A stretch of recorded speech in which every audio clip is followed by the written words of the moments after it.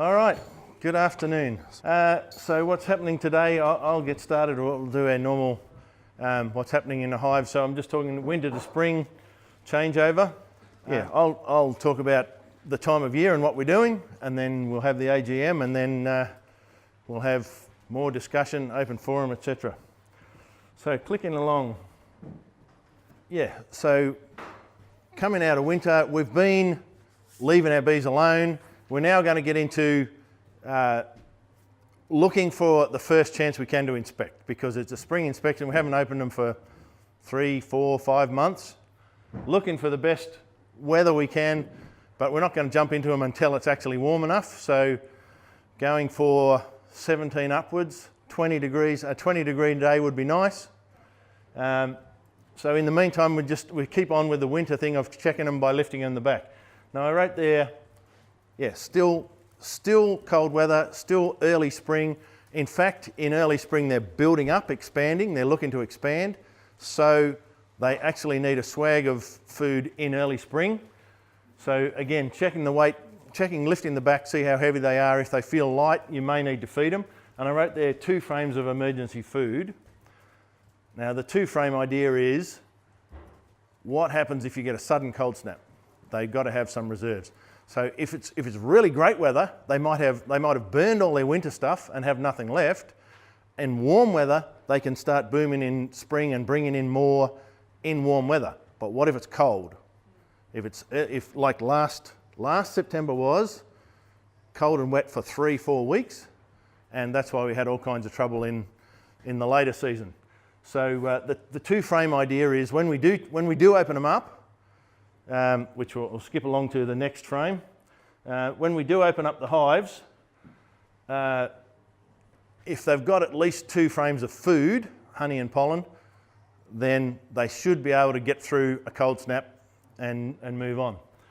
So on the first warm day, we're going to do an inspection, because we need to inspect at least twice a year. That's what's written into the code, at least twice a year. And in swarm time, I would be inspecting in peak swarm time. I'll be checking them if I can once a week. And some people say, oh no, that's too often. Different people do it different ways, but in swarm time, I will be looking at them much more frequently when the weather warms up. So what we're looking for when we crack open our hives on our first warm day, and we're looking to see that they have got a bit of emergency backup. We've got some emergency rations. Have they got 2 frames of food? If they haven't, then they're light on, and maybe you might want to feed them some more. Is the queen laying? So we're looking at the brood. Have they got healthy brood? First of all, is the queen laying? If you can see eggs, and there should be in September, because even though it's still cold, the queens should have started laying, because this is their build-up time, preparing for. Basically, in their minds, they're preparing for swarms. We're going to try and stop them swarming, but as far as they're concerned, they're thinking about building up to be strong enough to swarm. So by September, she should be laying. So you should be able to see in the middle of the box brood and fresh eggs. If you can't see any eggs, could have a problem. The next thing I wrote there, get rid of old scungy frames. Sometimes I'll leave in scungy old frames because they've got honey in them. So in autumn, going into autumn, might leave an old brown frame that's got honey in it, wanting them to use it up. But coming to this inspection time, that might be empty. So another thing we're doing in this inspection time is, if you pull out a frame and it's empty and it's a dirty old brown frame, chuck it out, melt it down, and put in some fresh ones. Now with the putting fresh ones in, what I put there is some clean frames. If you've got drawn frames, worker frames, that's good. And we want to put them just beside the brood. And where I said don't split it up, what I mean is, you might read about checkerboarding and putting frames in between brood for swarm control, but that's later on. We don't want to get into that yet because it's too cold. Maybe in October, November, December, we might put empty frames between brood. But at this stage, we don't want to break up the cluster because there might not be enough bees to keep it warm. So let's say if you had let's say you had 4 frames of brood and 2 frames of honey. we might put those honey frames to the outside, take out the dirty old ones, and put in some fresh, clean worker frames beside the brood, and that gives the queen somewhere to lay to expand out into the clean frames. And of course, the other thing, the real reason why we need to regularly inspect, why you cannot ignore your bees and not inspect them, is the disease thing, the biosecurity thing. So just some of the things up there. AFB, well, click along. I just have a couple of pictures here. So Nosema. On the right, that's a photo off the internet. Most of these are just photos I pulled off the internet. And you see that's all basically bee poop, defecation on the front, which is a sign the bees have got diarrhea from something, and it could be Nosema. So Nosema is a fungal disease. That's an indicator. It's an indicator that they're sick anyway. They've got defecated all over the front or all over the hive. That's an indication that they're sick and there's a problem. Now that one over there, that is my hive. I took that photo this morning because I looked at my hives a few days back, and that had sprays of poop diarrhea on the cover. That's just a little foam cover I've been playing with, experimenting. I don't know whether it's a good idea or not, but there was yellow streaks all over it, orangey yellow streaks all over it. And I thought, oh, I'll take a photo of that and put it on the display tomorrow. And I get out there this morning and you can hardly see it. There's a few little yellow spots, but basically you can't see it because it poured with rain in the middle of the night and it all washed it away. So I thought, well, in a way that's a waste of time putting that photo up. And then I thought, actually, that's worth a thought, that your bees could be sick, pours with rain, washes it off, you come and have a look at them next day and you don't even know. So I guess the problem or the solution is to check them, at least look at them, check the weight at the back, have a look at the front, regularly keep an eye on them. So what do we do if we've got Nosema? You can't really do much. There is a chemical you can buy, but I'm not sure that we use it in Australia. But basically the cure for Nosema is get them in a warm place, lots of nectar, lots of honey. But to be aware. So I'll mention a few disease things just to get it into your head, and then we'll talk about healthy brood. Chalk brood. Again, we can't cure this. That's the chalk brood is instead of healthy larvae, that's dried up and it's actually dry like chalk. On the right-hand side there's a larvae that should be nice and white and healthy, and it's sort of shriveled and fallen down in the bottom. So it's a disease. You should be aware of it, get to know it. We don't have a cure for it. Bees normally chuck them out in the hive. Yeah. They do, and the trouble is that even as they're cleaning them out, they're spreading the disease, spreading the fungus spores around.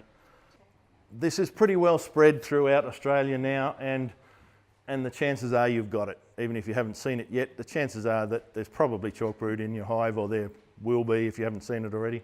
Yeah, so this is about awareness, being aware. If you see, first of all, there's something wrong here, and you need to know what's wrong. Is it chalk brood? Yeah, well, we can't do anything about that. But is it something else? Is it something more serious? So it's about knowing what's going on.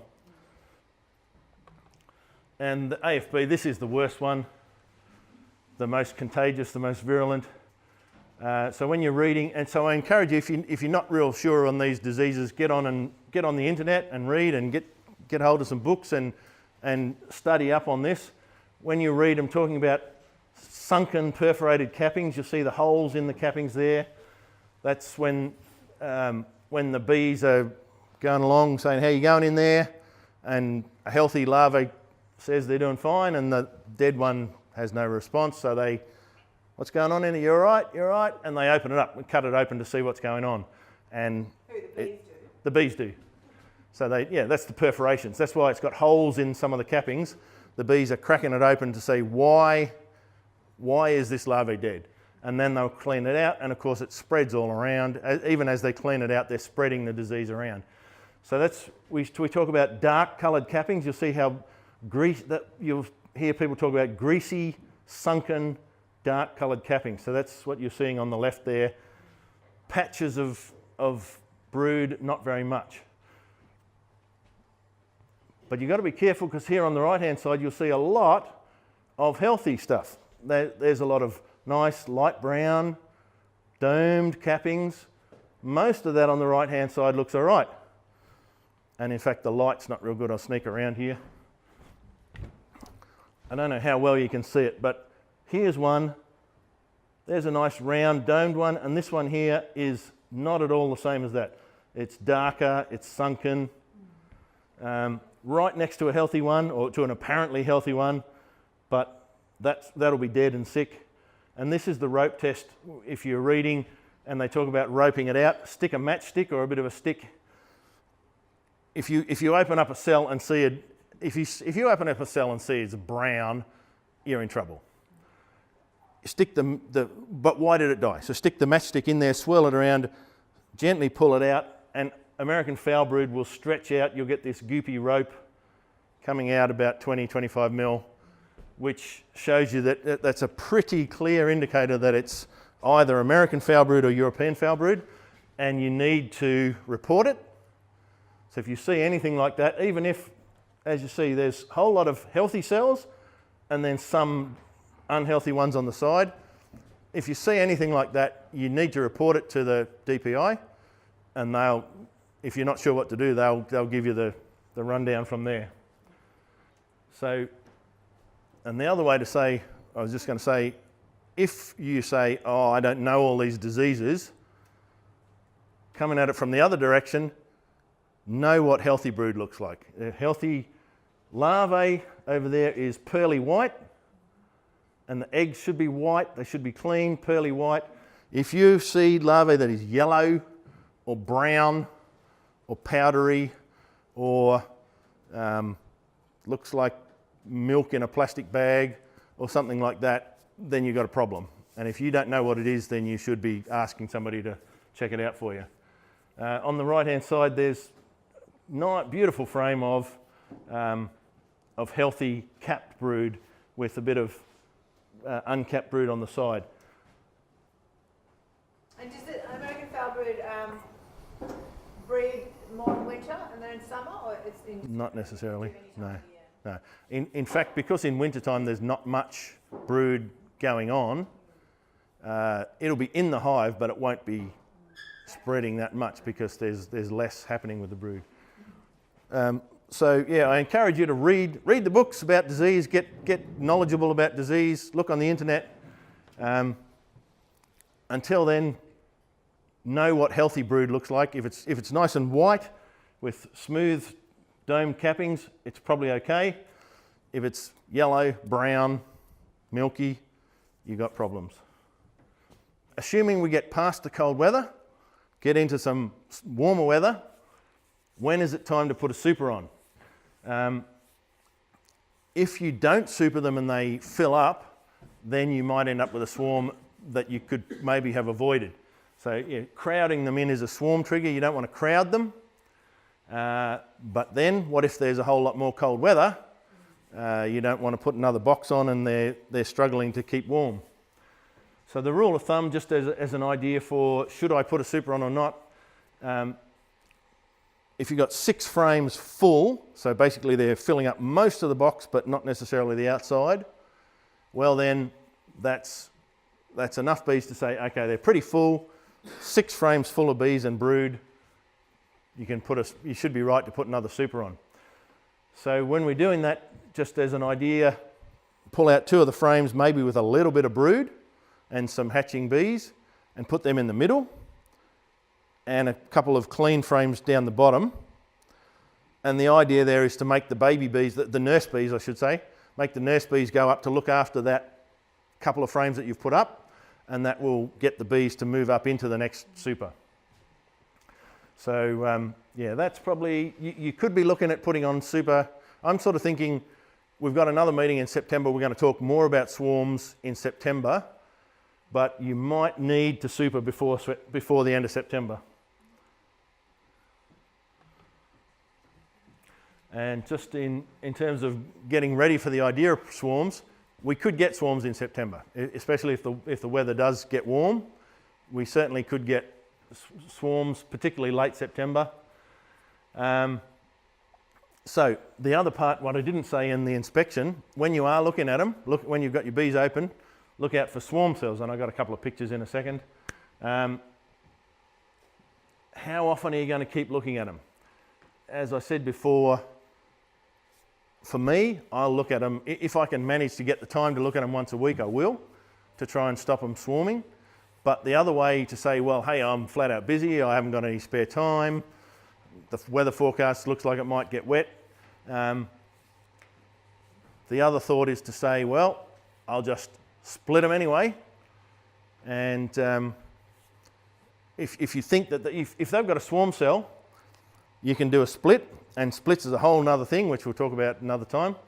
But if you get to that stage where you've found swarm cells in September, you may not be able to stop them swarming. You might have to split them, or else hope that you happen to be hanging around home on the time they swarm.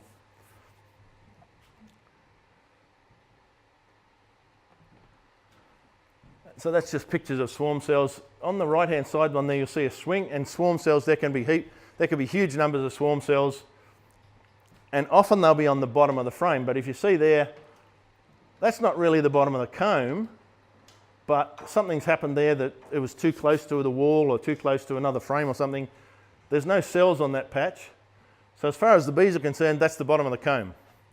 Even though it's 100 mil from the bottom of the wax piece, as far as they're concerned, the comb finishes there. So they've put the cells on the bottom. And these ones here, these are queen cells. There you can see the white. The white in there is royal jelly and a larvae, a queen larvae. So if you look on your little queen cups and you see white in there, basically they've started a queen cell. This one here, just brown, there's nothing in it. So it's the same thing, it's just a cup, just a little queen cup stuck on the bottom of a frame. It's not actually a queen cell until they put an egg in it. Now you see the white, the royal jelly and the egg, that they will make a queen out of that one.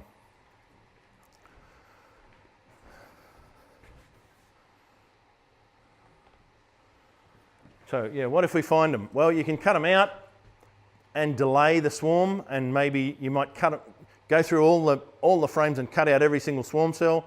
That might give you a week up your sleeve, but they're probably going to swarm. That tells you that they're thinking of swarming. You could maybe put another box on. You could keep on cutting out queen cells, but if you miss one, they'll go anyway. Yeah, so it's only a delay, but it might give you a week so you can ring up and say, I think they're going to swarm, what do I do? You give somebody a ring and ask for some help. That's checkerboard idea, that's what I was saying earlier, the idea of splitting brood and putting empty frames in between. It's too early for that. That's a swarm strategy, or swarm strategy for stopping swarms or trying to stop swarms, but September is too early for that. But if you've never done splits before, might be a good time to learn.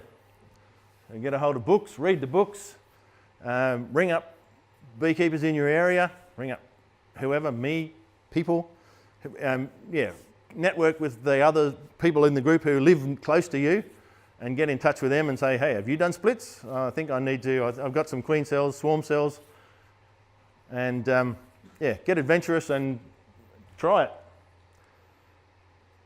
You can reunite them later on. If you split them and then say, now I've got 2 hives, I don't want 2, you can get them through the swarm season and then reunite them. It doesn't necessarily mean you end up with 2 hives if you don't want 2 hives, but well, there's 2 queens. By the time you reunite them, you've got 2 queens. You can pick which one you like and get rid of the one you don't like, or you can just put them together and let them work it out themselves. So Phil, if the queen's doing a job, she's laying plenty of eggs, and there's plenty of bees in there, will they necessarily make a swarm cell if they're happy with that, or are they just going to swarm because that's what bees do? You don't get every hive swarming every year. Mine doesn't swarm. I've had mine for 2 years now and it doesn't swarm. So Yeah, I might and you haven't requeened, haven't had a new queen. no. Yeah, well, chances are they could very well swarm this year, or try to. Well, if you check them out and discover they're about to, you could split them. And The queen's laying enough and she's still a strong enough queen and they've got enough room. Do they have to swarm? they will. The older the queen gets, the more likely they are to swarm. One of the big things that's more likely than anything else to stop them swarming is if the queen is young. A young queen with pumping out lots of pheromones is one of the best ways to avoid swarming. An older queen, if she's like 3 years old, chances are she will go. Make the new queen go off and swarm and then come back The new queen, with the new queen? Yeah?